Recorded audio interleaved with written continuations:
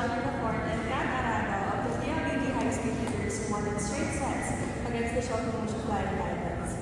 Coach, congratulations on this win, a dominant win for PLDT against Chocomucho. Anong masasabi mo sa performance ng team, especially yun nga, nakuha mo in straight sets even with Barbie playing for Chocomucho?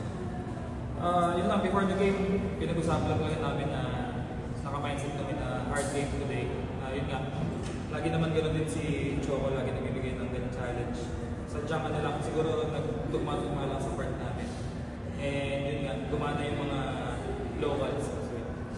Happy. Thank you, Coach. And Rihanna, yun nga na-mention ni Coach na gumana yung locals in this game. Isa ka rin sa mga nag-contribute for this team. Ano lang yung masasabi mo sa naging overall performance niya against Choco?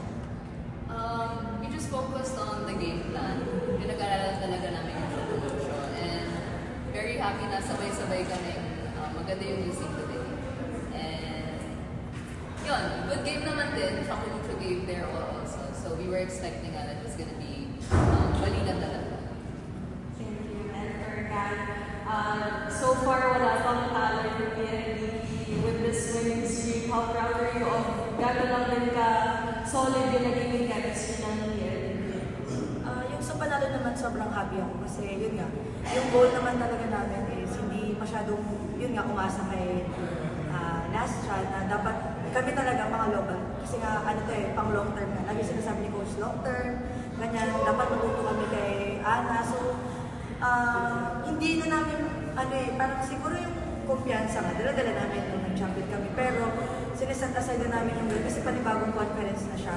And alam namin, nag-prepare talaga yung mga teams. And, yun nga, yung, kailangan namin hindi maging stagnant sa ginagalaw namin. Dapat, nag-i-improve kami at mayroon kami natututunan. And katulad nga nito, itong game, kasi nga, expected namin na mahirap talaga siya na game. And, hindi talaga basta-basta, yung tutok din talaga nung coach na paano isa-isahin yung bawat player sa Choco. Talagang, ibang klase kasi alam namin hindi talaga magiging madali. Thank you. The first one.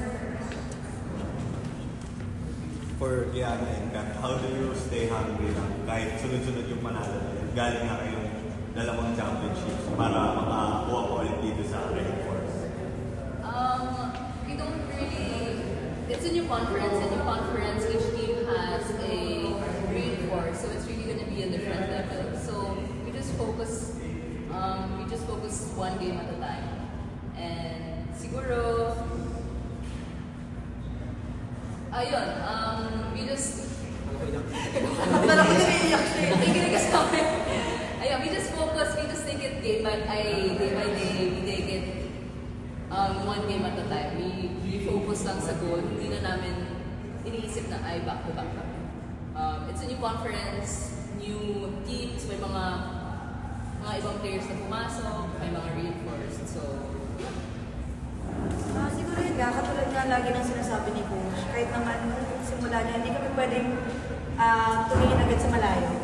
Parang yun nga, day by day, parang game by game, kung sino yung team na kalaban namin next game, kailangan namin tutukan talaga everyday. So, per tao. So, hindi muna namin iniisip yung, yun nga lagi sabi na, kung gagalaw kami na maayos, for sure naman, yung result makukuha natin. So, ganun yung nakafocus yung team, yung trabaho talaga muna individual. Kasi as a group naman, present naman lagi lahat. Yung mga coaches talagang sa game adjustment sa laro, talagang basta present, lagi sinasabi na basta present lang kami, mabilis na kami turuan. And Coach, although si Nastia naman stable din yung mga naging performances, gano'n ka big deal po sa inyo na hindi sobrang import-centric ng PLDT at may very stable contributions talaga yung mga locals so far ng point? Ayun nga, yung nabanggit ni Kat kanina, yun din yung naging basis of choosing Nastia na ano ba sabihin, hindi namin hanap yung scoring import, hanap namin yung medyo blue guy import, saka yung medyo veteran presence na matutulungan kami kahit after this conference. So yun talaga yung goal na ituloy namin yung usual productions ng locals plus yung support ni Nastia. And for Kiana, would you say na, kumbaga, for you personally, may stability na talaga in terms of clicking with the team, performing, yes, with the imports and all, na kumbaga after nung on-tour and invitational, now in a longer conference, would you say na very stable na yung entry mo or yung transition period? I mean, we've been complete for a while now and matagal kami hindi na kompleto. We used the last conferences to really build our gelling inside the court. Plus, Nastia was very easy to get along with and she really clicked a lot with the team, so that made it easier for everyone. Coach, yung next game here will be against Signal. So how will this win help you guys heading into that match? Yun din, sabi ko naman din sa kanila, walang dadaanan na kalaban.